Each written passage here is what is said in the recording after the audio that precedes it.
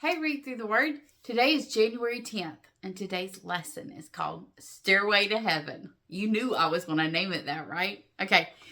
We are in Genesis 28, verses 10 through 15. It says this. Meanwhile, Jacob left Beersheba and traveled toward Haran. At sundown, he arrived at a good place to set up camp and stop there for the night. Jacob found a stone to rest his head against and lay down to sleep. As he slept, he dreamed of a stairway that reached from the earth up to heaven. And he saw the angels of God going up and down the stairway. At the top of the stairway stood the Lord. And he said, I am the Lord, the God of your grandfather Abraham, and the God of your father Isaac. The ground you are lying on belongs to you. I've given it to you and your descendants. Your descendants will be as numerous as the dust of the earth. They will spread out in all directions, to the west and the east, to the north and the south, and all the families of the earth will be blessed through you and your descendants. What's more, I am with you. I will protect you wherever you go. One day I will bring you back to this land. I will not leave you until I have finished giving you everything I've promised you. Okay, here we go. Jacob's dream, Jacob's ladder. If you ever remember when I was little, we used to sing a song. We are climbing Jacob's ladder. So this is, and it is the stairway to heaven. Jacob was running. His own deceit had led him to this point. And Jacob had a dream. And God revealed himself to Jacob in this dream. And what God does is he repeats the blessing that he had promised to Abraham. So the same blessing he had promised to Abraham, he now brings to Jacob. And he says, I am the God of your grandfather Abraham and of your father Isaac. And I am with you. And he repeats this blessing, and he promised his presence with Jacob.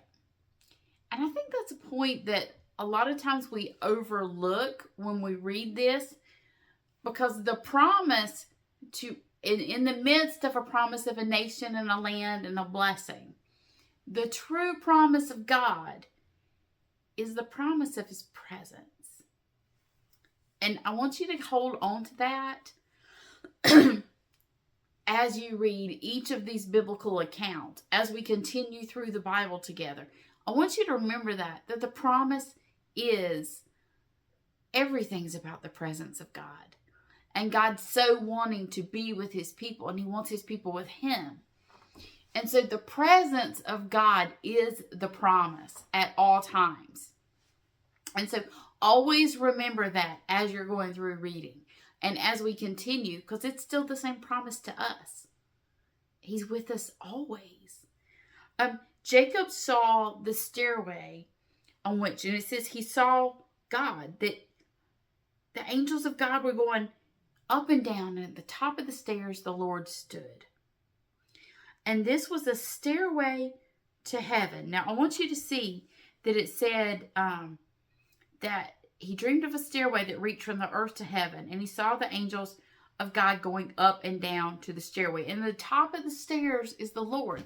So this stairway, I want us to talk about this, another thing that I want us to pay attention to.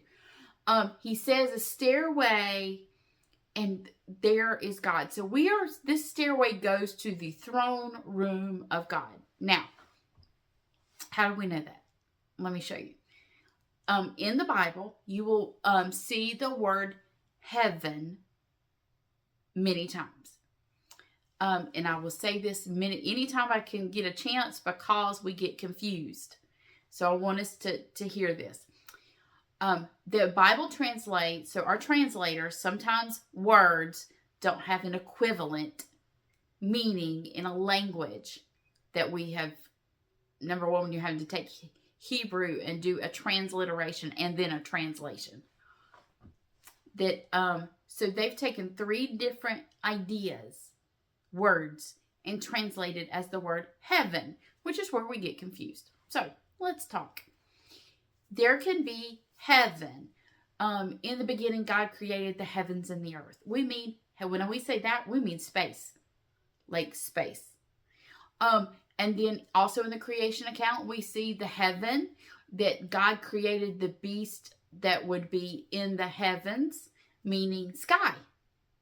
And then there's the other heaven where sometimes we think is that far off place where angels play harps on clouds, and that's heaven, or that our final resting place will be this far away place. No, the Bible defines heaven as the place where God is. The throne room of God. He is God. He is always on his throne. He never leaves it. Wherever God is, that is heaven. So wherever God is, that is heaven. That's why when some of you who just finished reading through the Word in 2023, that's the whole discussion of a New Jerusalem. Because the throne room comes here. So this understanding of heaven. So if heaven is the throne room of God, and God's telling Jacob that there's this stairway.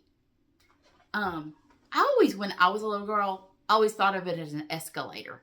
That it looked like an escalator. Because it says angels are going up and down on it. So I always thought of it like the escalator. So maybe it's the escalator to heaven and not the stairway. So that's the way I always pictured it. But he saw that. And this was this stairway, this escalator, is the way that leads to the very presence of God. So Jacob saw the stairway, and Jacob knew it was the way to God, but he didn't quite understand, because when he woke up, he was like, wow, this place is cool. I've taught that lesson before too. And he'd have like, how awesome is this place? It's so cool. There's a stairway to heaven. That's Jacob's reaction. Now, Jacob's got a lot to get through. And we'll talk about that later. But when we look at this, Jacob knew it was the way to God.